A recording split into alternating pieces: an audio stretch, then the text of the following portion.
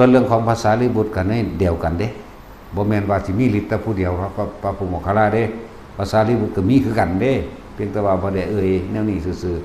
ๆกล่าวถึงเรื่องของภาษาลิบุตรนี่เข้าใจแล้วภาษาลิบุตรก็เหมือนกันลงไปดับไฟนรกเหมือนกันเฮ็ดแบบเดียวกันแต่ว่า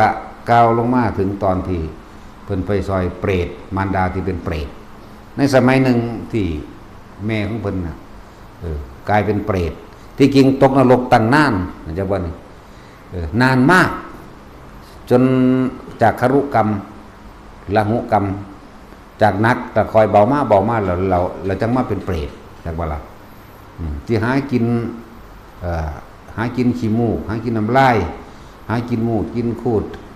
หรือสัตว์ที่เน่าเป็นมีสมองหมาสมองลิงสมองงัวสมองควาย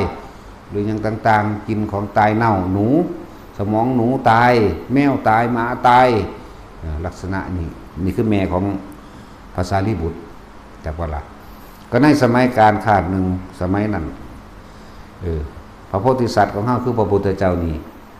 ส่วนแม่ก็คือผู้ตกนรกนี่แหละจากว่าละส่วนแม่ของภาษาลิบุตรเป็นลูกของพระพุทธเจ้าในศาสตร์นั้นนั่นแหละมีการเพิ่นสิมีการให้ทานแก่สมณะชีพราหมณ์คนเดินทางไกลตั้งโรงทานไว้ตาม 3-4 แพ่งทาง4แพ่ง3แพ่งมั่งเป็นระยะเพิ่นสิพาเมียเพิ่นพาลูกเพิ่นเฮ็ดยุงสันมาตลอดแต่ว่าเมียเพิ่นนั่นน่ะหมายถึงนั่งเปรตอันนี้หยังละสักซื้อวางได้เปรียบปฏิปูชิกายังซื้อวางสิละหรือหยังละลืมซื้อมันหลายซื้อมันซ้ำกันพร้อมเอิ้นเปรตซะเปรตตัวนี้นะบัดนี้มีมึงในระยะหนึ่งเพิ่นได้ไปค้าขายต่างประเทศหรือต่างจังหวัดนั่นแหละบ่แม่นต่างจังหวัดดอกนั้นสิเป็นต่างเมืองนั่นแหละเนาะก็เลยสั่งเมียเอาไว้เมียนี่บ่มีศรัทธาในแนวนี้เลยเด้เมียนี่บ่มีศรัทธาแนวนี้ สั่งเมียไว้เพิ่นก็บอกน้องหญิงพี่จะไปค้าขายที่ต่างเมืองอาจจะไป2 เดือน 3 เดือนก็ไม่แน่ขอให้น้องหญิงจงทำกิจวัตรประจำวันที่เราพาทำนะครับเพิ่นก็รับปากอย่างดิบดีว่าจ้าเบิดพอต่อไปได้จัก4-5 มื้อเท่านั้นแล้วคิดว่าบ่คงสิบ่กลับมาดอกมั้งเลิกลือโรงทานให้เบิดคนเคยเดินทางไกลคนตกทุกข์ได้ยากเคยซอยเหลือก็บ่ซอยด่าหมู่พวกภิกษุสงฆ์สมณะทั้งหลายด่าพวกฤาษีชีไพต่างๆด่าไม่ออกมาขาวด่าไปเบิดพวกบ่มีปัญญาหากินพวกโกหกหลอกลวงหากินพวกสูบ่มีสมองพวกสูไปหากินสมองเถอะไปหากินสมองหมาไปหากินสมองลิงไปหากินสมองสัตว์เถอะ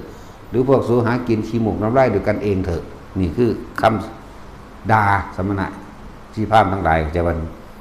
เลิกลือนั่นแหละก่อนหน้าพระโพธิสัตว์สิกลับขึ้นมาบัดนี้ป่วยภายในคราวเดียวนั่นแหละในระยะ14-15 มื้อตายซ้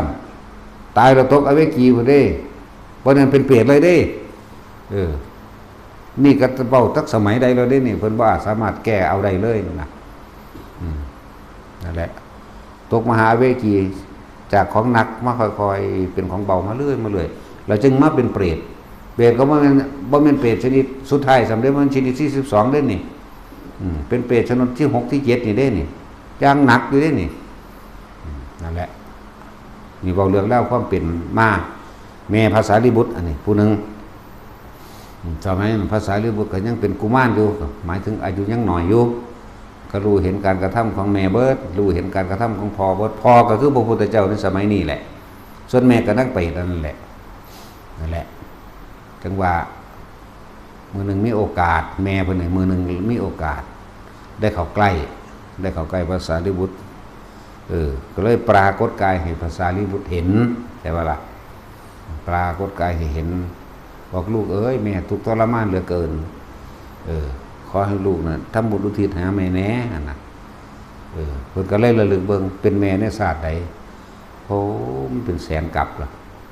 มันธรรมดาเด้อพวกเจ้าเด้อโอ้ไกลแท้หมายถึงผู้ตกทุกข์ได้ยากแม่อื่นๆมีบ่มีไปสวรรค์ก็มีไปนิพพานก็มีใช่ป่ะล่ะแต่ว่านี่แม่ที่ตกทุกข์ได้ยากเพิ่นก็ระลึกเบิ่งแล้ว แม่ก็เว้าเรื่องความทุกข์ยากของเองแต่ละมือแต่ละเว้นแม่ต้องมีความเจ็บปวดในกระดูกและปวดแสบร้อนในช่องท้องกระเพาะอาหารไปให้อู้จังสั่นคนขากเสลดกระเทอะน้ำลายเพียงใดหรือสัตว์ต่างๆที่ตายเน่าแม่ต้องไปหากินอาหารเหล่านั้นใช่ว่าล่ะเป็นแบบนั้นกินก็บ่อิ่มบ่เคยอิ่มลำพึ่งลำพันไปนะแม่ก็เว้าให้ฟังว่าเคยเป็นแม่ในอัตภาพที่เท่านั้นเท่านี้ก็ว่าไปนั่นแหละนี่ก็นี่เรื่องนึงเรื่องของภาษาริบุตรนั่งอันเปรตอันนั้นแหละ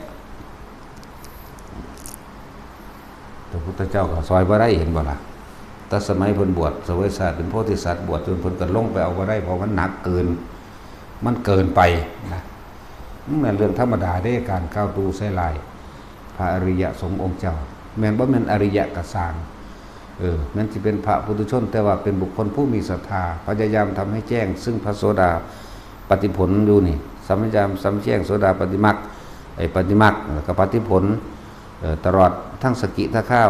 มรรคผลอนาคามรรคผลอรหันตมรรคผลอยู่ดิโอ้โหเป็นธรรมดาเลย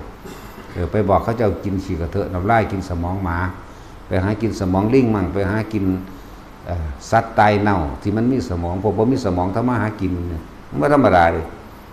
นี่คือเรื่องของแม่พระสารีบุตรเป็นแบบนี้วันนี้ แม่ผู้ที่สองที่มันมีในบันทึกพากันไปอ่านเอาแม่ผู้ที่สองก็เป็นเปรตที่อยู่ในแม่ลำโลหินีหากินเขียดเน่าตายเน่าหากินปลาเน่าหากินอีหยังนั่นแหละกินนี่ก็เป็นสมมุติเรื่องอันหนึ่งเด้บ่คือคนเขากินเด้แต่กินยังได้ก็บ่อิ่มดอกกินแล้วก็บ่แค่เหมือนกับว่าสิล่วงลงในปากเลยก็บ่ได้พวกนี้ปากสิเป็นยาวๆปากยาวๆก็บ่แม่นยาวแบบสิบายเป็นหยังหรอกเนาะบ่แม่นปากยาวๆยื่นออกไปเป็นปากเลยมันสิเป็นตูนๆออกไปเนี่ยเราหู้ปากหรือท้อหู้เข็มนี่มั้ยกินอีหยังลงไปก็บ่ได้นะสั่นแหละมื้อนึงกับหมู่ภิกษุ30องค์สิมาเชตวันนี่แหละกำลังข้ามแม่น้ำโลหินีอยู่ข้ามแม่น้ำโลหินีมาพอดีนั่งเปรตพวกวกคุณพวกเวกพี่เปรตพวกประเภทนักๆนี่โตใหญ่เด้อพวกเจ้าเอ๋ย80ศอกโตใหญ่เพราะว่าต้องเอาร่างกายเนี่ยรับความเจ็บปวดจากว่าล่ะโตใหญ่โตสูงกว่ากงใหม่สูงกว่ากงย่างอีกธรรมดาบอกเขาพวกเพ็กเวกพี่มือนึงได้มีโอกาส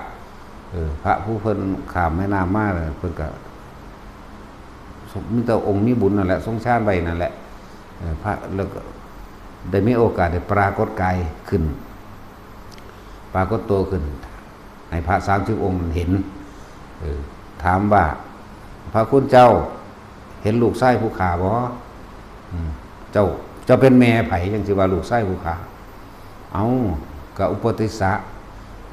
ท่านเสนาบดีสารีบุตรในปัจจุบันนี่เด้กันภาษาสารีบุตรเพิ่นมีแม่ผู้เดียวว่าแม่นเปรตคือเจ้าภาษาสารีบุตรพูนนั่งพระมณีหน้าลันท่าพูนนะ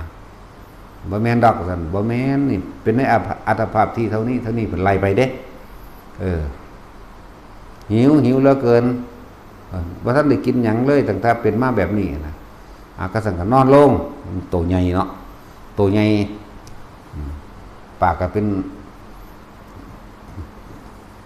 เยินๆออกมาน่ะนะก็เลยว่าปากแหลมปากยาวบ่แม่นแหลมมาตามที่เฮาเข้าใจเด้อปากเป็นเยินๆออกมาแล้วหูปากก็ท้อหูเข็มนี่แหมนั่นแหละพระนึงก็เรียกตนก็เลยบอกเอานอนก็คือถ้าแม่นเฮายืนนี่หัวมันใหญ่ๆแม่นบ่พอดีเฮาสิตักน้ำเทใส่จังซี่เข้าใจบ่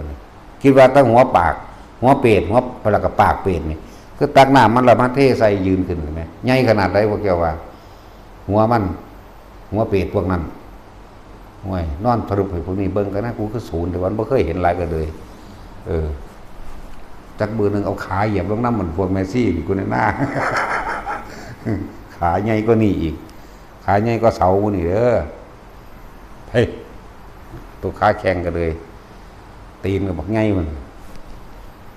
นั่นแล้วพระ30 องค์ก็ตักเอาน้ำเอาบาตรนะไปตักน้ำมาพูละบาทเทลงนี่ยืนเทนี่ขนาดยืนเทจังสี่เด้พวกเจ้าเอ๋ยตักปุ๋มเทลง30 บาทถามว่าอิ่มหรือยังมันอย่าว่าแต่อิ่มเลยพระคุณเจ้ารวมลงน้ำข้อไม่เพียงแค่เม็ดฝนหนึ่งกับบ่มีขอฝากความนี้ไปหาพระสารีบุตรให้พระสารีบุตรทำบุญอุทิศให้ผู้ขาในเถิดนะจังสั้นแล้วพระเพิ่นก็ยังความสลดใจให้เกิดขึ้นเดินทางกับเชตวันแล้วก็ไปบอกพระสารีบุตรพระสารีบุตรก็อายุใสเพิ่นก็นำหามันก็มาโดยฤทธิ์ของเพิ่นเนาะมันก็ข้าวเดียวเท่านั้นแล้วคนมีฤทธิ์ไหมเพิ่มมากอ่ะพอดีก็เห็นลูกชายมาไกลก็นั่งคุบเข่าลงย่นตัวน้อยลงได้บัดนี้จากบ่ล่ะ